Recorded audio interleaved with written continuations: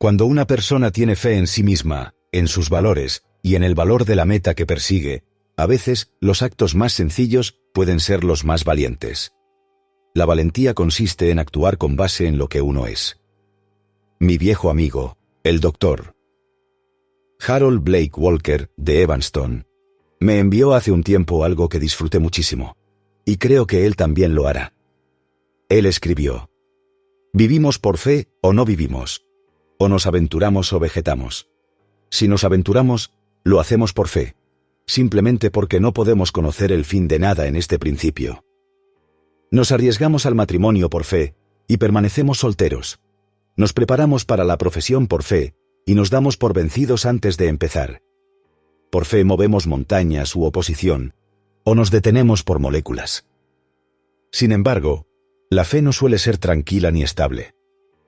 Fluye y refluye como las mareas de un mar embravecido. Normalmente, como el obispo de Browning, siempre estamos cambiando una vida de dudas, diversificada por la fe, por una vida de fe, diversificada por la duda. Ayer comenzamos el día con una esperanza segura, confiando en su promesa. Anoche, quizás después de un día difícil y problemático, nos asaltarían la duda y la ansiedad. Anduvimos a tientas en busca de certeza, deseando poder escapar de las dudas que nos atormentan. El peligro es que dejemos de andar a tientas con nuestras dudas y vivamos solo de nuestras negaciones. Lo que necesitamos, tú y yo, es una fe lo suficientemente fuerte como para soportar el peso de nuestras dudas. Nadie ha perforado un pozo petrolero sin sentirse atormentado por inquietudes, mientras la perforadora avanzaba hacia las estructuras productoras. Pero solo un tonto dejaría de perforar a mitad de camino hacia la piscina deseada. Fue William Morris, un pintor, quien escribió: «Te digo que pintar un retrato no es ninguna broma. En la pintura de cada cuadro que vale algo, llega un período de duda y desesperación. El artista, sin embargo, prosigue con su obra, más allá de sus dudas, hacia el logro creativo. Fe suficiente para disipar nuestras dudas. Es suficiente. Quizás sea todo lo que podamos hacer cuando el miedo nos vende y las dudas nos fastidian. Quizás no podamos hacer más que avanzar a tientas entre nuestras incertidumbres, persiguiendo las empresas de nuestra vida con la sombría confianza de que el final justificará la lucha. Sí, a pesar de nuestras persistentes dudas, logramos la fe suficiente para dar un solo paso en el camino hacia donde vamos. Estaremos en camino hacia el logro creativo. Todo triunfo del espíritu de la ONU comienza con un paso de fe. Ese paso es el pequeño asa que abre grandes caminos. Ningún hombre o mujer ha logrado un triunfo digno sin una fe que lo mantenga firme, capaz de perdurar al menos 5 minutos más. Hay algo más que decir. No se pueden lograr triunfos dignos sin la fe suficiente para mantener nuestra integridad. Una de las pruebas definitivas de la fe es nuestra capacidad de seguir creyendo que, de alguna manera, lo correcto es lo correcto, incluso cuando lo correcto está en el cadalso, y lo incorrecto parece estar en el trono. Todas las grandes aventuras de nuestra vida requieren la fe suficiente para soportar la carga de nuestras dudas y así poder dar el primer paso en la dirección que deseamos. Suficiente fe para seguir adelante en medio de las dificultades y la tensión, y para mantener la integridad en el camino. Me gusta eso. Sí, la fe es la certeza de lo que se espera, la convicción de lo que no se ve, y necesitamos cambiar una vida de dudas diversificadas por la fe, por una vida de fe diversificada por la duda. Permíteme hacerte una pregunta bastante personal. ¿En qué crees? A veces parece que hay tanta duda, miedo y cinismo, tanta ironía y burlas, que hemos llegado al punto en que la gente ya no cree en nada. Dudan de su propia capacidad de juicio, de saber qué está bien y qué está mal. Esperan a ver qué hacen o dicen los demás antes de expresar su propia opinión. Entonces, ¿en qué crees? Esta no es una pregunta trivial. Es tan vital que cada uno decida exactamente en qué cree como en cualquier otra cosa, y te diré por qué. Es lo que crees lo que determinará el curso de tu vida, lo que te sucede y tu destino final. La gran verdad, como creas, así te será hecho, parece pasar casi desapercibida hoy en día. Pero así es como funciona. Lo que creas, es lo que te sucederá. Porque creer es fe. Y la fe sigue siendo el mayor poder del mundo. Un joven estudiante de medicina estaba siendo examinado por una junta de médicos distinguidos para determinar si obtendría o no su licencia para ejercer. Le preguntaron por qué quería ser médico. Y él respondió: «Desde que tengo memoria, lo sé. No hay duda. Voy a ser un médico en ejercicio, y uno bueno». No les dio ninguna petición de principio. Les dijo que iba a ser médico. No tenían otra opción. La diferencia entre la fe y el deseo es que con la fe sabemos lo que va a suceder. Con los demás solo tenemos esperanza. Es lo que creemos lo que nos define como personas. Cuanto mayor sea nuestra fe, más grandes nos convertiremos. Las personas que dejan que otros piensen por ellas, que no se aventuran a opinar sobre ningún tema, hasta estar seguras de que lo que dicen será aprobado y aceptado, no creen. Se ajustan a la imagen que creen que los demás quieren que sean. Son camaleones, dispuestos a adoptar cualquier tono que su entorno les exija. Carecen de creencias profundas, y por eso se dejan llevar sin rumbo por la superficie de la vida. Así que, cuando les pregunté en qué creen, me refería a ¿en qué tienen fe? ¿En qué estarían dispuestos a arriesgarlo todo por la certeza de su creencia? Si una persona cree que no es gran persona, eso es lo que es. Si cree que tiene valor, que no hay otra persona en la tierra exactamente igual a ella, que tiene una contribución importante que hacer y que puede alcanzar las metas que se proponga, entonces estas cosas son ciertas y se harán realidad. Las personas permanecen donde están porque creen que ahí es donde deben estar, y alcanzan nuevas alturas de logro y capacidad porque creen que lo lograrán. Los más grandes maestros de todos los tiempos, hombres cuyas mentes se elevaron muy por encima de las de su época, y a quienes aún leemos y creemos, dijeron que conforme a nuestra fe, nos será hecho. Y así, amigo mío, es como funciona. Sin argumentos, sin excepciones, sin sutilezas. ¿En qué crees? Entonces, eso es lo que eres. Lo peor que le puede pasar a alguien es perder la fe en algo grande e importante. Porque si se pierde la fe, se pierde la fe. Cuando ésta se pierde, no queda nada. Este libro se titula Esto creo, de Edward R. Murrow. Ya hablé de él en este programa, y es un tema muy interesante. En el prólogo, Edward R. Murrow escribe: en el otoño de 1940, cuando Gran Bretaña estaba sola, cuando los bombarderos llegaban al anochecer y se marchaban al amanecer, vi un letrero en una iglesia junto a la oscura carretera de las Indias Orientales. Tenía una letra tosca y decía: si te tiemblan las rodillas, arrodíllate sobre ellas. Cité ese letrero en una transmisión a Estados Unidos esa noche, pero no lo entendí del todo, porque incluso en aquellos días oscuros, no pude observar más rodillas arrodilladas o con temblores que en la época de Múnich. La inminencia del desastre no trajo consigo un resurgimiento espiritual, y sin embargo, en una época en la que la mayoría de los hombres, salvo los ingleses, dispares en la vida de Inglaterra, existía una firmeza, una confianza y una determinación que debieron basarse en algo más que la falta de imaginación. Todos recordamos la postura casi increíblemente valiente que adoptó Gran Bretaña ante la amenaza de exterminio. A medida que transcurrían los meses, las noches se alargaban y la lista de bajas aumentaba. Me preocupé más por comprender qué sostenía a estos isleños, qué creencia o qué mitología los hacía mantenerse tan firmes en sus puestos. En parte, se debía a la ignorancia de su propia debilidad. En parte, a la reticencia a parecer obvio expresando dudas sobre el resultado final. Pero, en el fondo, esta tranquila confianza provenía de la creencia de que lo que defendían era bueno, de que los ingleses habían ideado un sistema para regular la relación entre el individuo y el Estado, superior a todos los demás, y que sobreviviría aunque los fríos cálculos militares concluyeran que el Estado estaba condenado. Aunque esta creencia británica tenía poca lógica, inconscientemente, indagaron profundamente en su historia, y sintieron que Drake, Raleigh, Frobisher, Hawkins, Cromwell y todos los demás los miraban con desprecio y que estaban obligados a mostrarse dignos ante sus antepasados. Pero, por encima de todo, creían. Creían no solo en sí mismos, sino en que luchaban contra el mal, y que la lucha valía la pena. Ninguna democracia ha estado tan cerca del fuego y sobrevivido como la británica en ese largo invierno.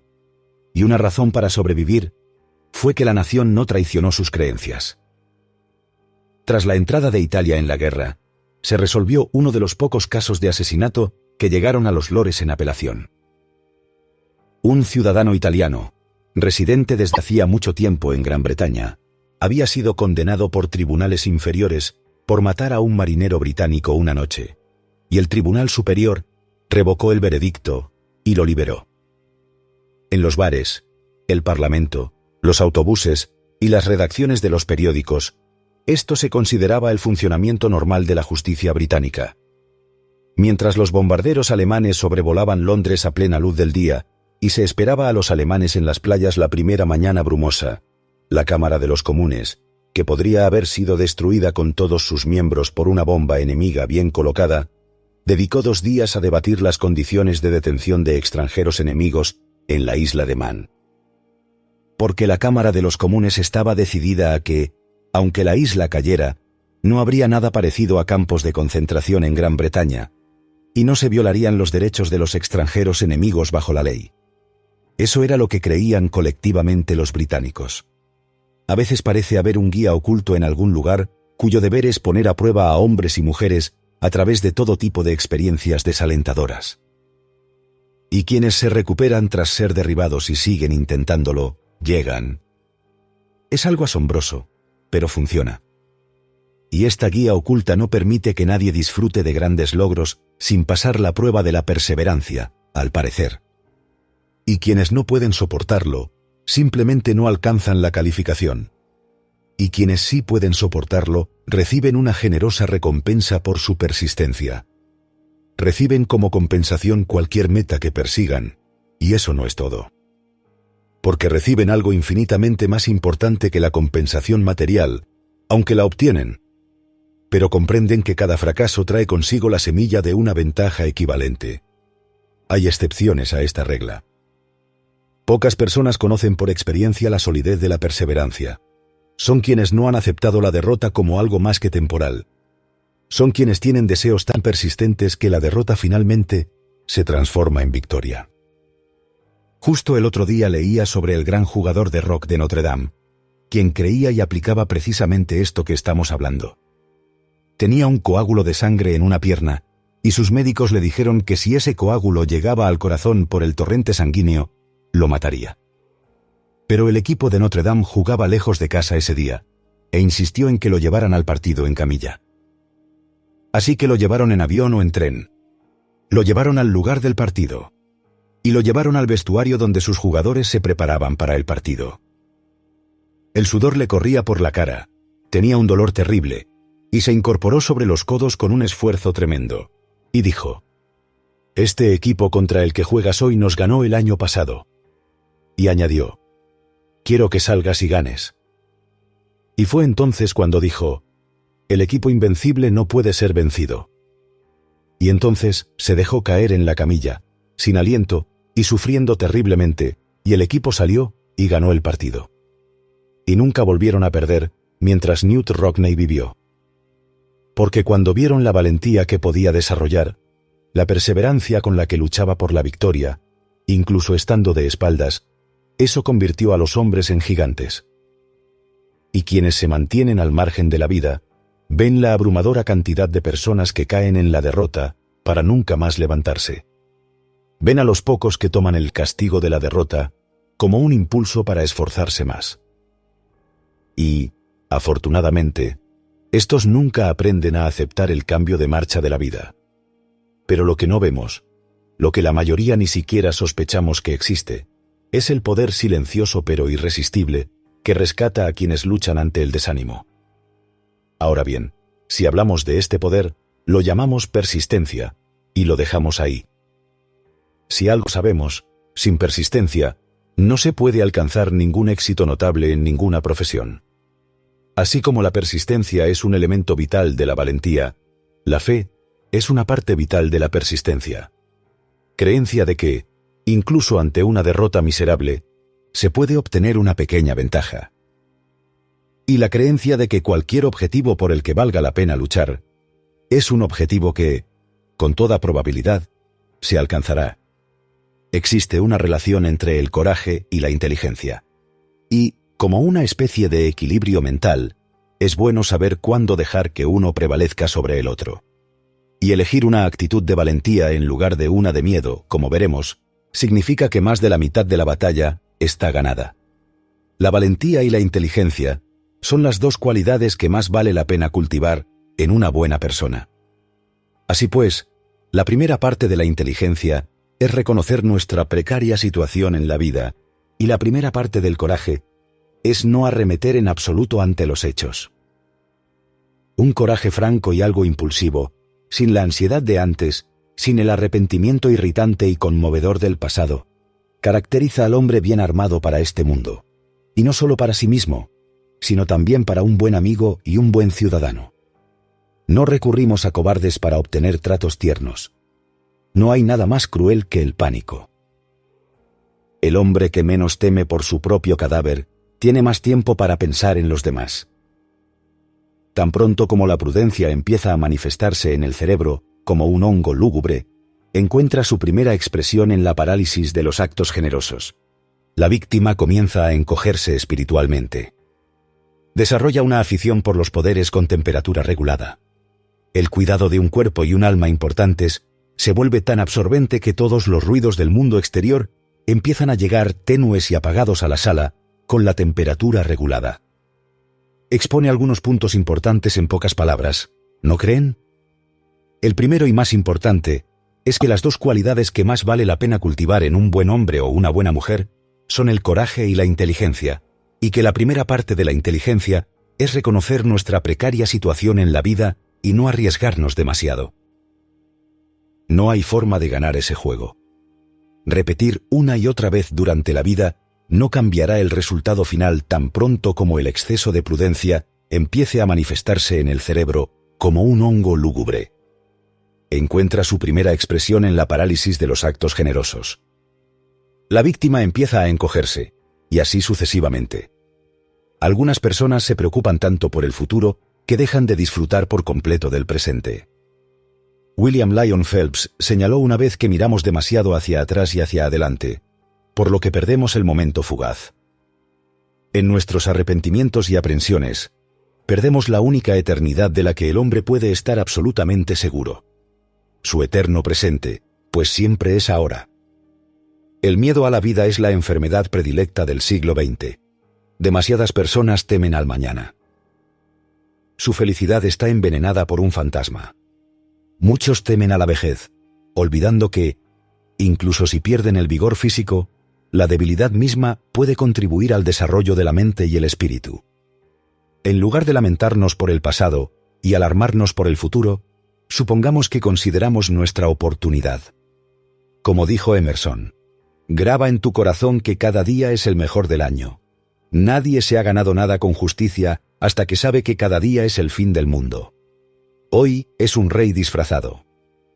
Una pequeña lección de tres grandes mentes: Stevenson, Phelps y Emerson. El coraje y la inteligencia son las dos cualidades que más vale la pena cultivar, y no hay que arriesgarse. Quien menos teme por su propia vida tiene más tiempo para pensar en los demás. Una de las cosas más interesantes de las personas es que pueden cambiar, y de hecho lo hacen, para mejor. Una persona que antes era un delincuente se convierte en un ciudadano modelo. Otra deja las drogas y comienza a vivir una vida de responsabilidad y contribución. Y por cada uno de ellos hay millones que, con el paso de los años, han mejorado sustancialmente. Son personas más amables, más honestas, más conscientes de sus responsabilidades, etc. Pero, ¿cómo mejora una persona y por qué? En esta columna estrictamente personal, Sidney J. Harris escribió: no es un acto de intelecto lo que hace que las personas cambien para mejor. No es una cuestión de perspicacia, sino un acto de voluntad. Porque la inteligencia sin valentía es tan estática como la valentía sin inteligencia es temeraria. No es un acto de intelecto lo que hace que las personas cambien para mejor, sino un acto de voluntad. Porque la inteligencia sin coraje es tan estática como el coraje sin inteligencia es imprudente. Es la inteligencia con coraje la que resulta en el acto de voluntad necesario para generar un cambio constructivo en nosotros mismos. Quien rompe un hábito malo y destructivo, lo hace mediante un acto de voluntad. Su inteligencia le dice que tiene un mal hábito, ya sea de trabajo, de estudio o de no estudiar, de drogas o cualquier otro hábito improductivo o destructivo. Cualquier persona con un mal hábito lo sabe. Su inteligencia se lo informa. Pero transformar un mal hábito en uno bueno, o al menos deshacerse del malo, requiere un acto de voluntad durante un periodo lo suficientemente largo como para volverlo impotente. Tras un tiempo sorprendentemente corto para la mayoría de los hábitos, deja de llamar la atención, se desvanece y finalmente desaparece. Ahora se puede apagar la voluntad, el hábito desaparece. Pero es la voluntad la que requiere valentía para emprender semejante tarea. Pericles dijo que el secreto de la felicidad es la libertad, y el secreto de la libertad, la valentía. Cuando nos liberamos de hábitos improductivos y debilitantes, literalmente nos liberamos hasta ese punto. Cuantos más malos hábitos eliminemos, más libres seremos, más felices seremos, y mejor será nuestra imagen de nosotros mismos. El secreto de la felicidad es la libertad. Pero el secreto de la libertad es la valentía, pues la inteligencia sin valentía, como escribió Sid Harris, es tan estática como la valentía sin inteligencia es temeraria. Debemos conservar los hábitos que nos hacen felices. Debemos intentar superar los hábitos que nos llevan a la infelicidad y la enfermedad con el valor necesario. Es sorprendente lo fácil que es superar un mal hábito una vez que se le enfrenta con valentía. Como dijo Emerson, ¿qué nueva cara le da la valentía a todo? En fin, creo que así es como las personas logran un cambio constructivo en sí mismas y en sus vidas.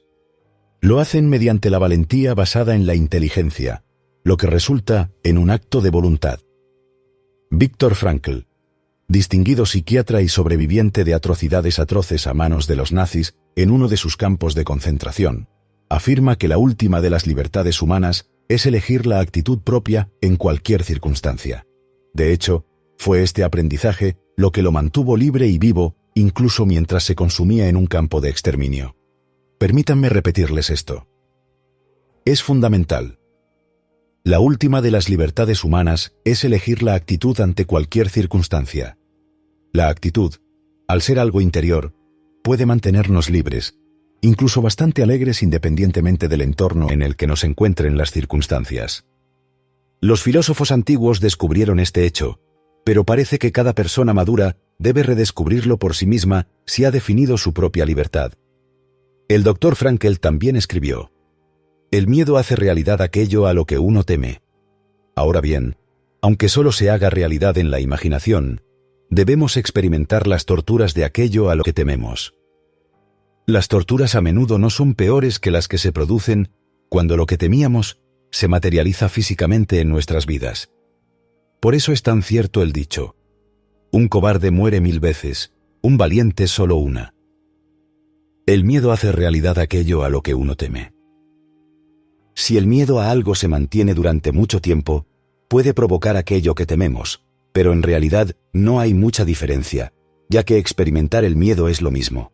Es decir, en lo que respecta a nuestra mente y cuerpo, se repite una y otra vez, causando su inevitable daño a nuestros cuerpos físicos. Ralph Waldo Emerson dijo que el miedo es ignorancia. Cuando tenemos miedo de algo, no me refiero a los miedos normales y perfectamente naturales que nos mantienen vivos, sino al miedo molesto, irracional, ilógico y neurótico. Es solo porque desconocemos la verdad al respecto. Si la supiéramos, el miedo desaparecería. Eso incluiría un miedo neurótico a la muerte, el miedo a no ser queridos, etc. Creo que lo importante es recordar que, cuando tememos algo, este nos afecta tanto mental como físicamente, como si aquello que tememos ya se hubiera hecho realidad. Y podemos hacer que aquello que tememos se haga realidad, como dijo el doctor. Frankl. Pero, ¿cómo cambia una persona su actitud de miedo? Bueno, el doctor William Glasser, a quien tengo el honor de contar entre mis buenos amigos, el distinguido psiquiatra y autor de Terapia de la Realidad en Escuelas sin Fracaso, dice que si quieres cambiar de actitud, empieza por un cambio de comportamiento.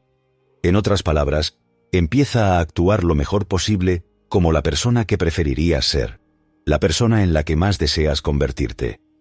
Gradualmente, la vieja persona temerosa desaparecerá. El Dr. Frankl aprendió que, al controlar su actitud, el campo de concentración se desvanecía. Su mente era libre de vagar donde él quería. Piensa en lo que él quería que pensara. Era tan libre como los pájaros, más libre aún, pues podía volar hasta los confines de la tierra, hasta los confines de la imaginación en un instante. Y el tuyo también. Y el mío también. La última de las libertades humanas es elegir nuestra actitud ante cualquier circunstancia. Podemos dejar que las circunstancias nos dominen o tomar las riendas y gobernar nuestras vidas desde dentro.